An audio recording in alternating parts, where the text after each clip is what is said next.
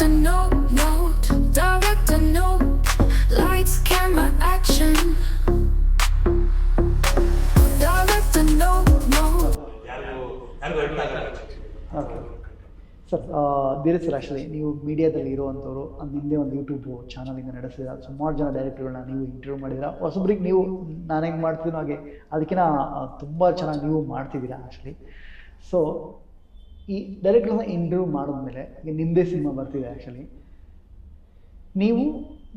ನೀವು consider as A media person ಅಂತ ನಾನು ಇವಾಗ ಕನ್ಸಿಡರ್, ಇವಾಗ ಮೇಕರ್ನ ತೆಗೆದಿಟ್ಬಿಡಿ ಸೈಡ್ಗೆ. ಓಕೆ, ಇವಾಗ ಫಿಲ್ಮ್ ಮೇಕರ್, ನಿಮ್ಮ ಸಿನಿಮಾ ನೀವು ಹೇಗೆ ಜಡ್ಜ್ ಮಾಡ್ತೀರಾ, ಹೇಗೆ ಪ್ರಮೋಟ್ ಮಾಡೋದಕ್ಕೆ ನಿಮ್ಮ ಹತ್ರ ಸ್ಟ್ರಾಟಜಿ ಮಾಡ್ಕೊಡ್ತೀರಾ? ಸರ್, ಅಂದರೆ ನಾನು ಕನ್ನಡ ಫಿಲ್ಮಿ ಕ್ಲಬ್ ಕಡೆಯಿಂದ ಒಂದಷ್ಟು ಸಿನಿಮಾಗಳಿಗೆ ಬ್ರ್ಯಾಂಡಿಂಗ್ ಪಾರ್ಟ್ನರ್ ಕೆಲಸ ಮಾಡ್ತೀನಿ. ಸೊ ಈ ಎಲ್ಲ ಸಿನಿಮಾಗಳಿಗೂ ನಾವು ಹೇಳಿದ್ರೆ ನಮ್ಮ ಸಿನಿಮಾಕ್ಕೂ ನಾವು ಅಲಂಕಾರ ಮಾಡ್ತೀವಿ. ನಮಗೆ ಮಾರ್ಕೆಟಿಂಗ್ ಅಲ್ಲಿ ಎರಡು ಫೇಸ್ ಬರುತ್ತೆ. ಒಂದು ಬ್ರ್ಯಾಂಡ್ ಅವೇರ್ನೆಸ್, ಇನ್ನೊಂದು ಬ್ರ್ಯಾಂಡ್ ಕನ್ವರ್ಷನ್. ಅವೇರ್ನೆಸ್ ಅಂದ್ರೆ ಕಪಟ ನಾಟಕ ಸೂಚನಾಧಾರಿ ಸಿನಿಮಾ ಇದೆ ಅಂತ ಜನರಿಗೆ ಬರೋದು ನೆಕ್ಸ್ಟ್. ಈ ತರ ಸಿನಿಮಾ ಈಗ ಜನರಿಗೆ ಅಂದ್ರೆ ಮುಂಚೆ ಎಲ್ಲ ಕರ್ನಾಟಕ ಜನತೆ ತಲುಪಿದ ಹೋಗ್ತಿತ್ತು. ಒಂದು ಸಿನಿಮಾ 5,000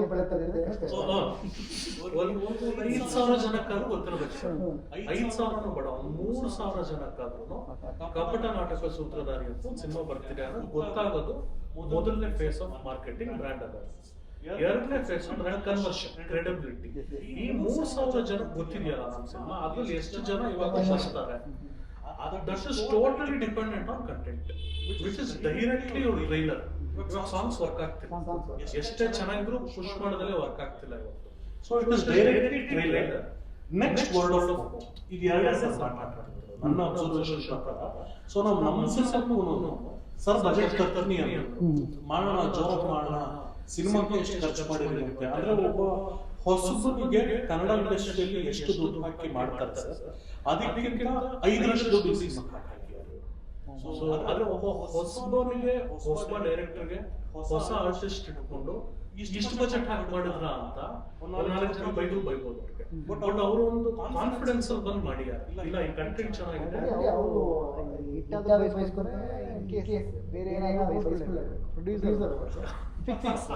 ಇಲ್ಲ ಆಕ್ಚುಲಿ ಟೀಮ್ ಡಿಸಿಷನ್ ಅಲ್ಲ. ಸೊ ನಾವೇನಂದ್ರೆ ಒಂದು ಫಿಲ್ಮ್ ಮಾಡಾಗ ಹೋಗ್ತಿಲ್ಲ, ನಾವು ಲೈಕ್ ಲಾಂಗ್ ಇರಬೇಕು ಅಂತ ಬಂದಿರೋದು.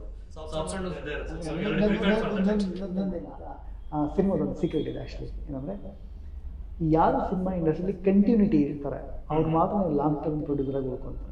ಏನಕ್ಕೆ ಅಂದರೆ ಒಂದು ಹಿಟ್ ಆಗುತ್ತೆ, ಒಂದು ಫ್ಲಾಪ್ ಆಗುತ್ತೆ, ಒಂದು ಅವರೇಜ್ ಆಗುತ್ತೆ. ಇದೇನಂದರೆ ದೊಡ್ಡ ದೊಡ್ಡ ಪ್ರೊಡಕ್ಷನ್ ಹೌಸ್ ಯಾವುದೇ ನೋಡಿ ನಿಮಗೆ ಎಕ್ಸಾಂಪಲ್, ನಿಮಗೆ 80% ಸಕ್ಸಸ್ ಇರೋ ಪ್ರೊಡ್ಯೂಸರ್ ಇಂಡಿಯಾದಲ್ಲಿ ಡಿ ರಾಜು ಅವರು, ತೆಲುಗು. ಅವರು ವರ್ಷಕ್ಕೆ 3-4 ಪಿಕ್ಚರ್ ಮಾಡ್ತಾರೆ. ಓಕೆ, ಒಂದು ಹಿಟ್ಟು, ಒಂದು ಅವರು ಫ್ಲಾಪ್ ಕೊಡ್ತಾರೆ, ಒಂದು ಅವರೇಜ್. ಬಟ್ ಆ ಇಯರು ಕವರ್ ಆಗಿಬಿಟ್ಟಿರುತ್ತೆ. ಆಮೇಲೆ ಯಾರಿಗೂ ಮಾಸ್ಟರ್ ಇಲ್ಲ, ಇದು ಹಿಟ್ ಆಗುತ್ತೆ ಅಂತ ಹೇಳೋ ಮಾಸ್ಟರು 100 ಪಿಕ್ಚರ್ ಮಾಡೋರ್ಗೂ ಇಲ್ಲ, 50 ಪಿಕ್ಚರ್ ಮಾಡೋರ್ಗೂ ಇಲ್ಲ, 10 ಪಿಕ್ಚರ್ ಮಾಡೋರ್ಗೂ ಇಲ್ಲ. ಕಂಟಿನ್ಯೂಟಿ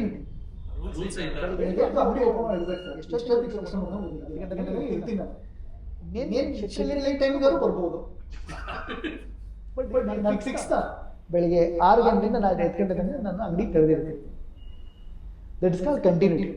ಸೊ ಅಂದರೆ ಏನಕ್ಕೆ ಹೇಳಕ್ಕೆ ಇಷ್ಟಪಟ್ಟೆ ಅಂದರೆ, ನೀವು ಏನೇ result good or bad or whatever, continuous ಆಗಿ ಸಿನಿಮಾ ಮಾಡಿ.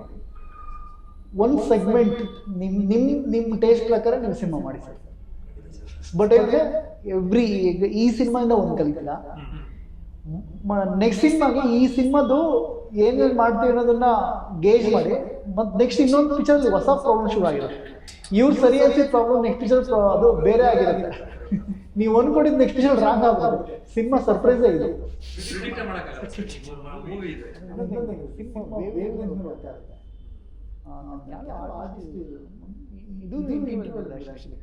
ಜನ ಎಲ್ಲ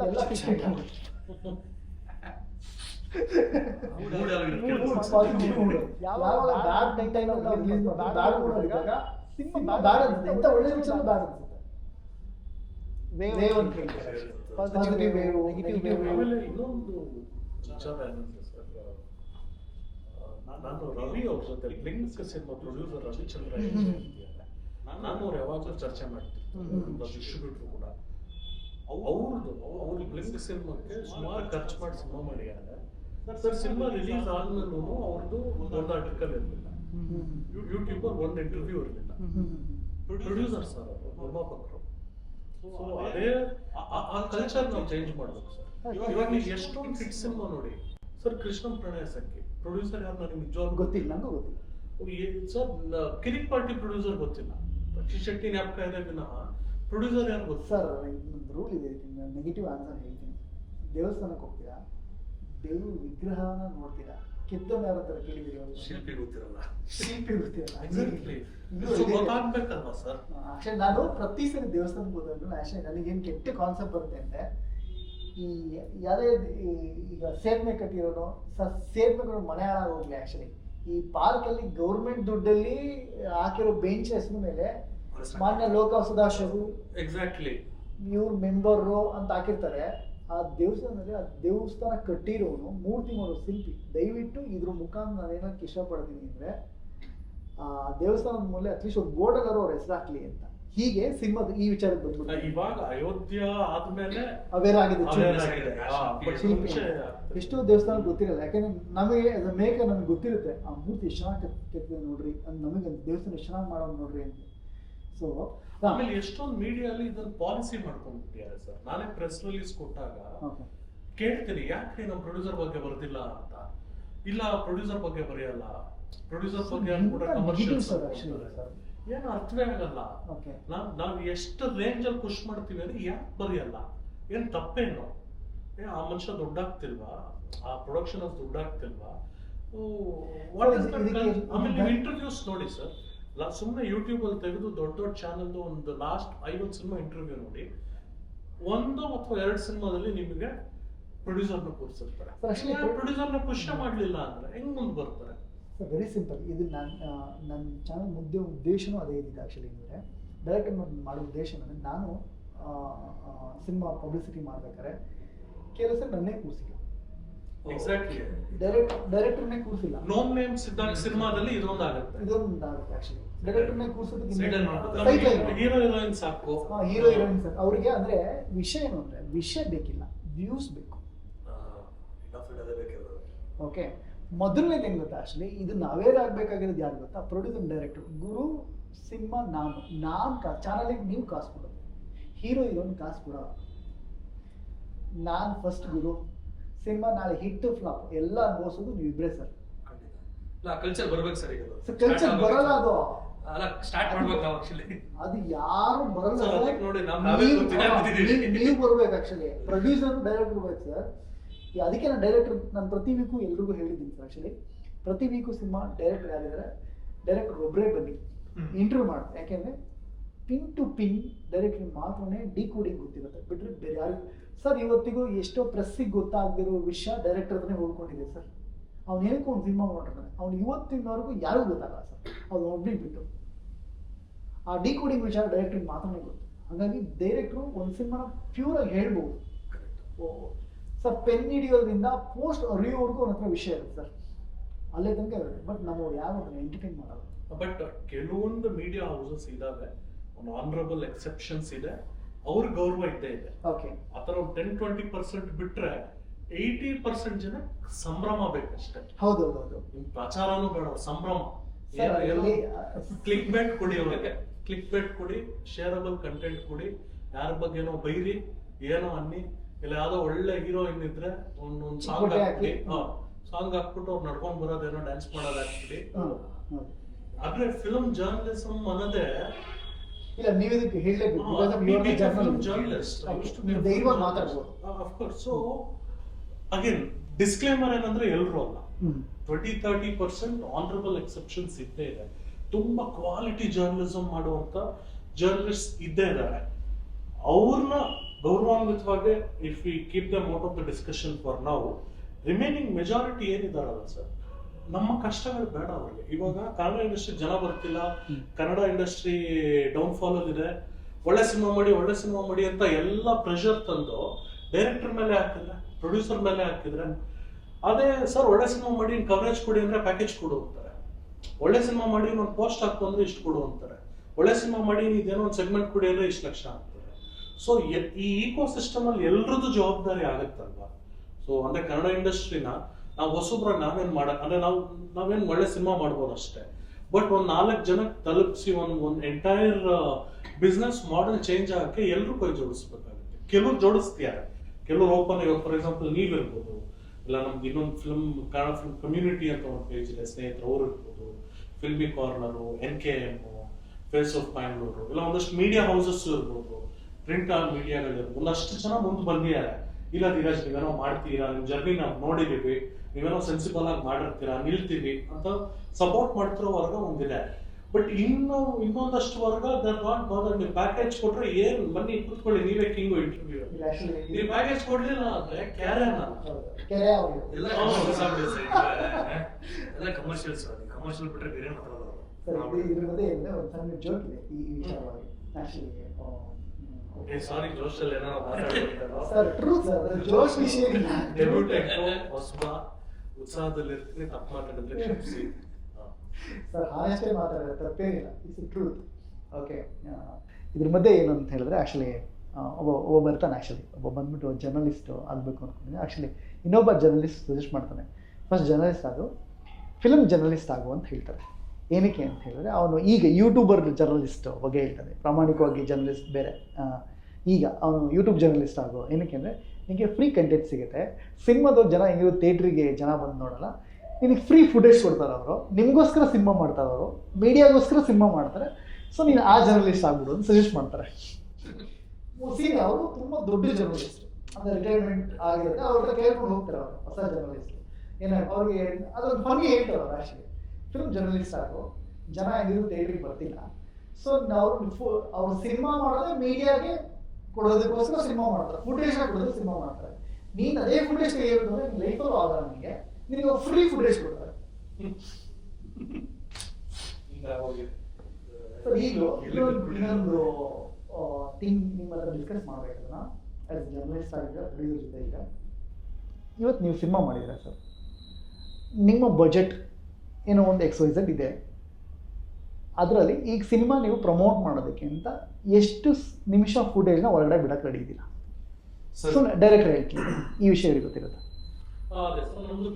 ಟ್ರೈಲರು ಸುಮ್ಮನೆ ನಾರ್ಮಲ್ ಟ್ರೈಲರ್ ಬಿಡ್ತೀರಾ, ಒಂದು 3 ನಿಮಿಷನ, ಒಂದು 2 ಸಾಂಗ್ ಬಿಡ್ತೀರಾ, ಸುಮ್ಮನೆ ಅನ್ಕೊಳ್ಳಿ ನಾರ್ಮಲ್ ಆಗಿ.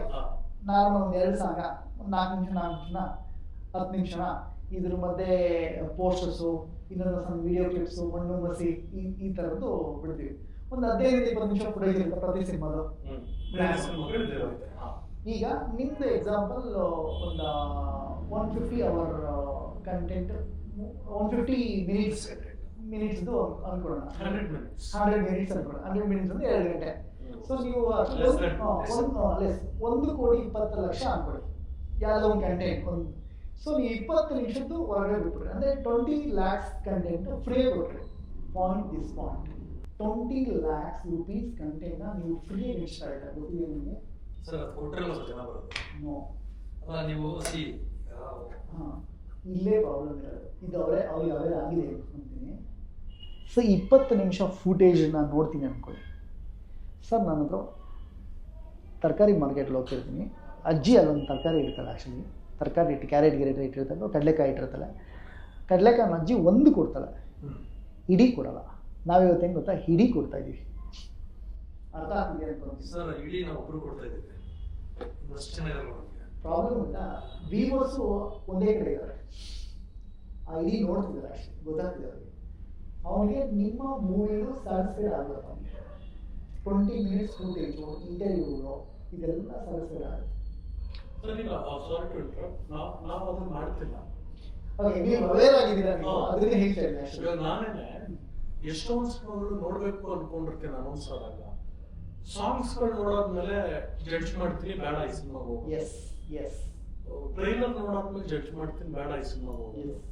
ಅದಕ್ಕೆ ನಾನು ಸರ್ ಎಲ್ಲ ಒಂದು ಕಲೆಕ್ಟಿವ್ ಡಿಸಿಷನ್ ಏನ್ ತಗೊಂಡ್ವಿ ಅಂದ್ರೆ, ಪೋಸ್ಟ್ ಬಿಟ್ಟಿದ್ದೀವಿ, ಪೋಸ್ಟ್ ಬಿಡ್ಲೇಬೇಕು. ಸಿನಿಮಾ ಏನು ಪೋಸ್ಟ್ ಎಷ್ಟು ಬಿಡ್ರಿ, ಹಿಂದೆ ಪೋಸ್ಟ್ ಹಾಕಿ ಅಂತ ಹೇಳ್ತಾರೆ. ಇವತ್ತೇನಂದ್ರೆ ಸೋಷಿಯಲ್ ಮೀಡಿಯಾದಲ್ಲಿ ಬರೋರು ಸರ್, ಡಿಜಿಟಲ್ ಮೀಡಿಯಾ ಯಾವ ಪ್ರಮೋಟರ್ಸ್ ಬರೋಕ್ಕೆ ಶುರು ಮಾಡಿದ್ರು ಅವ್ರು ಹೇಳಿ, ಸರ್ ಡಿಜಿಟಲ್ ಮೀಡಿಯಾ ಎಲ್ಲಿ ಪೋಸ್ಟ್ ಮಾಡಿದ್ದಾರೆ ಸರ್ ಅಂತ. ಸರ್ ಅಷ್ಟೇ ನಾವು ಸೋಷಿಯಲ್ ಮೀಡಿಯಾದಲ್ಲಿ 8 ಸೆಕೆಂಡ್ ಮೆಮೊರಿಗೆ ಹೋಗ್ಬಿಟ್ಟಿದ್ದೀವಿ ಸರ್. ಯಾರಿಗೂ ನಮ್ಮ ಬೆಳಗ್ಗೆಯಿಂದ ನೀವು ನೋಡಿರ್ತೀರಾ 1 hour 2 hour ನೋಡಿ ಯಾವ ಕಂಟೆಂಟ್ 4-5 ಹೇಳಿ ಸರ್. ಅದೇ ರೋಡಲ್ಲಿ ಹೋಗಿ ಸರ್, ವಾಲ್ ಪೋಸ್ಟು ಅಥವಾ ಇನ್ನೇನು ಹೋಟೆಲ್ ಮೇಲೆ ಓರ್ಡರ್ಸ್ ಹಾಕಿರೋದು ಜ್ಞಾಪಕ ಇರುತ್ತೆ, ನಿಮಗೆ ಮೆಮೊರೀಸ್ ಇರುತ್ತೆ. ಸೊ ಸಬ್ಕಾನ್ಶಿಯಸ್ಲಿ ನೀವು ಏನು ಹಾಕಿರ್ತೀರಲ್ಲ ಅದೇ ಜನಕ್ಕೆ ರೀಚ್ ಆಗುತ್ತೆ. ನಿಮಗೆ ಸಾಲ್ವ್ ಸೊ ಇದು ಏನು ಹೇಳಕ್ ಬಂದೆ ಅಂದರೆ, ಇವತ್ತು ಸೋಷಿಯಲ್ ಮೀಡಿಯಾದಲ್ಲಿ ನಾವು ಏನಾದರೂ ಅದು ರೀಚ್ ಅಲ್ಲ, ಕನೆಕ್ಟ್ ಆಗಲ್ಲ, ಕನ್ವರ್ಷನ್ ಆಗಲ್ಲ. ಇಟ್ಸ್ ಕ್ಲಿಯರ್ ಆಗಿದೆ. ವರ್ಷಕ್ಕೆ 250 ಸಿನಿಮಾದಲ್ಲಿ ಎಲ್ಲರೂ ದುಡ್ಡು ಕೊಡ್ತಾರೆ, ಎಲ್ಲರೂ ಪ್ರಮೋಟ್ ಮಾಡ್ತಾರೆ, ಆಗಬೇಕಾಗಿತ್ತು. ಇದು ಯಾಕೆ ಇನ್ನೂ ಅವೇರ್ ಆಗಿಲ್ಲ. ಆಮೇಲೆ ಉಪೇಂದ್ರ ಸರ್ UI ಪ್ರಮೋಷನ್ ಹೇಳಿದ್ರು, ಯಾರಿಗೂ ಗೊತ್ತಾಗಲ್ಲ. ಬಿಡಬೇಡಿ ಅಂತೇಳಿ ಎಂಥ ವಿಷಯ ಸರ್ ಅದು, ಯಾರಿಗೂ ಅರ್ಥನೇ ಆಗಿಲ್ಲ, ಗೊತ್ತೇ ಆಗಲೇ ಇಲ್ಲ. ಅದರಿಂದ ಏನಿಲ್ಲ, ಗೊತ್ತಾಗ್ಸಬೇಕಾಗಿರೋದು ಯಾರು ಇಲ್ಲ. ಮೀಡಿಯಾಗೆ ಫುಟೇಜ್ ಸಿಕ್ಕಂದ್ರೆ ಗೊತ್ತಾಗಬೇಕು. ನೀವು ಒಳ್ಳೆ ವಿಷಯ ಪ್ರಮೋಟ್ ಆಗಲ್ಲ. ಈಗ ನಾವು ರಾಂಗ್ ವಿಷಯ ಹೇಳ್ತದೆ ಆಕ್ಚುಲಿ, ನಾನೇ ಹೇಳ್ಬಾರ್ದಿಲ್ಲ. ನಾನು ಯೂಟ್ಯೂಬ್ ಚಾನಲ್ ತಾನು ಹೇಳಿದ್ರೆ ಹೇಳ್ತೀನಿ. ಕರೆಕ್ಟ್ ಸರ್, ನಾವು ಓಕೆ ಸರ್. ಈಗ ಸರ್ ರಿಲೀಸ್ ಡೇಟ್ ಏನಾದ್ರು ಅನ್ಕೊಂಡಿದ್ದೀರಾ? ಜೂನ್ 19th ಪ್ಲಾನ್ ಮಾಡಿದ್ದೀವಿ. ಫಿಕ್ಸ್ ಆಗಿದೆಯಾ? ಜೂನ್ 19. ನಿಮ್ಗೆ ಏನಾದ್ರು ಗೊತ್ತಾಗುತ್ತೆ ಆಪೋಸಿಟ್ ಯಾವ ಸಿನಿಮಾ ಬರ್ಬೋದು, ಹೀಗೆ ಅಂತ ಐಡಿಯಾ ಇದೆ? ಇದೆ, ಬೇರೆ ಭಾಷೆ ಇದೆ. ಓಕೆ, ಕನ್ನಡದಲ್ಲಿ ಸಿತಾರೆ ಜಮೀನ್ ಪರ್ ಇದೆ, ಆಮಿರ್ ಖಾನ್. Okay okay. ಕನ್ನಡದ್ದು ಯಾವುದು ಇದೆ ಅಂತ ಗೊತ್ತಾಯ್ತು. ಓಕೆ. ಬಟ್ ನಾವ್ ಹೆಂಗೆ ಅಂದ್ರೆ ಸರ್, ವೆರಿ ಆನೆಸ್ಟ್ಲಿ ಮುಂಚೆ ಇತ್ತು, ಅವ್ರ ಜೊತೆ ಆ ಕನ್ನಡ ಪಿಕ್ಚರ್ ಜೊತೆ ಈ ಕನ್ನಡ ಪಿಕ್ಚರ್ ಇವ್ರಗಳ ಜೊತೆ ಎಲ್ಲ ಆಡಿಯನ್ಸ್ ಡಿವೈಡ್ ಆಗೋಗ್ತಾರೆ. ಆಡಿಯನ್ಸ್ ಡಿವೈಡ್ ಆಗೋಕೆ ಎಲ್ಲಿ ಆಡಿಯನ್ಸ್ ಯಾರು ಡಿವೈಡ್?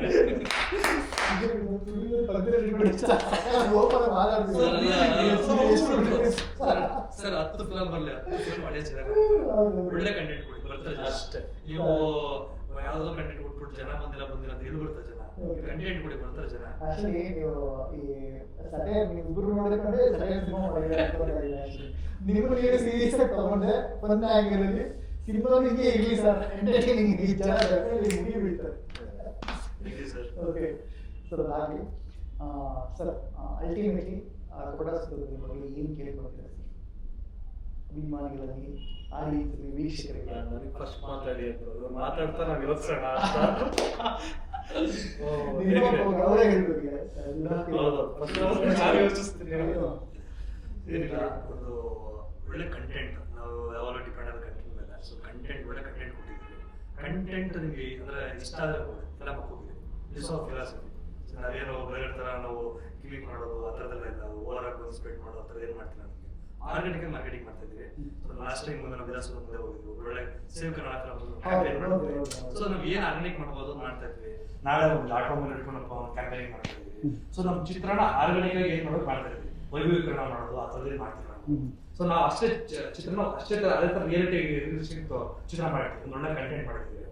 ಸೊ ನಿಮ್ಗೆ ಇಷ್ಟ ಆಗೋದು ಭಾವಿಸ್ತೀವಿ. ಆ್ಯಕ್ಚುಲಿ ನಮ್ಗೆ ಗೊತ್ತಿರೋದು ಅಷ್ಟು ಫಿಲಮ್ಗಳು ಬಂದು ನಮ್ದು ಒಳ್ಳೆ ಕಂಟೆಂಟ್ ಹೇಳ್ತಿರ್ತಾರೆ. ಬಟ್ ನಮ್ದು ಆ ಥರ ಇರೋ ನಾವು ಭಾವಿಸ್ತಿದ್ವಿ. ಬಟ್ ನಿಮ್ಗೆ ಇಷ್ಟ ಆಗುತ್ತೆ ಅಂದ್ರೆ ನಾವು ರಿಲೀಸ್ ಆದ್ರೆ ನಿಮ್ಗೆ ಗೊತ್ತಾಗುತ್ತೆ ಯಾಕೆ ನಾವು ಈಗ ಹೇಳ್ತೇವೆ ನಿಯಂತ್ರದಲ್ಲಿ ಹೇಳ್ತೇವೆ ಅಂತ. ಬಟ್ ಎಸ್ ಒಂದು ಚಿತ್ರ ನೋಡಿ ಒಂದು ರಿಕ್ವೆಸ್ಟ್ ಸರ್. 2 ಪಾಯಿಂಟು. ಮೊದಲನೇದು ವೆರಿ ಆನೆಸ್ಟ್ ಆಗಿ ಹೇಳ್ಬೇಕಂದ್ರೆ, ವರ್ಷಕ್ಕೆ ರಿಲೀಸ್ ಆಗೋ 250 ಸಿನಿಮಾಗಳನ್ನು ನಮ್ಮ ಸಿನಿಮಾ ಹಿಂಗೆ, ನಮ್ಮ ಸಿನಿಮಾ ಹಂಗೆ ನೋಡಿ ಅಂತ ಕೇಳ್ಕೊಂತಾರೆ ಆಡಿಯನ್ಸ್ಗೆ. ಪ್ರಾಕ್ಟಿಕಲಿ ನೋಡೋಕ್ಕಾಗಲ್ಲ. ಸೊ ನಾನು ನಮ್ಮ ಸಿನಿಮಾ ಕೇಳ್ಕೊಳ್ಳೋದೇನಂದ್ರೆ, ಜೂನ್ 19ನೇ ತಾರೀಕು ಸಿನಿಮಾ ಸದ್ಯಕ್ಕೆ ಸೇರಿದ್ದೀವಿ. ಜೂನ್ 4ನೇ ತಾರೀಕು ನಮ್ಮ ಟ್ರೈಲರ್ ರಿಲೀಸ್ ಆಗ್ತಿದೆ. ಸೊ ದಯವಿಟ್ಟು ಟ್ರೈಲರ್ನಾದ್ರೂ ನೋಡಿ. ನಿಮಗೆ ಅದ್ರಲ್ಲಿ ಚೂರಾದ್ರೂ ಏನಾದ್ರೂ ಇದ್ರಲ್ಲಿ ಸಿನಿಮಾ ಏನೋ ಇದೆ ಅನ್ಸುತ್ತೆ, ಥಿಯೇಟರ್ ಬಂದು ನೋಡಿ. ಟ್ರೈಲರ್ ಅಲ್ಲಿ ಏನೂ ಇಲ್ಲ, ಇದೆ ವೇಸ್ಟ್ ಅನ್ಸುತ್ತೆ, ನಿಮ್ಮ ಚಾಯ್ಸ್, ನಿಮ್ಮ ನಿರ್ಧಾರವನ್ನು ಗೌರವಿಸಿ. ಸೊ ಇದು 1 ಪಾಯಿಂಟು. ದಯವಿಟ್ಟು ಜೂನ್ 4ನೇ ತಾರೀಕು ಟ್ರೈಲರ್ ನೋಡಿ. 2ನೇದು ಅಂದ್ರೆ to set the right expectations.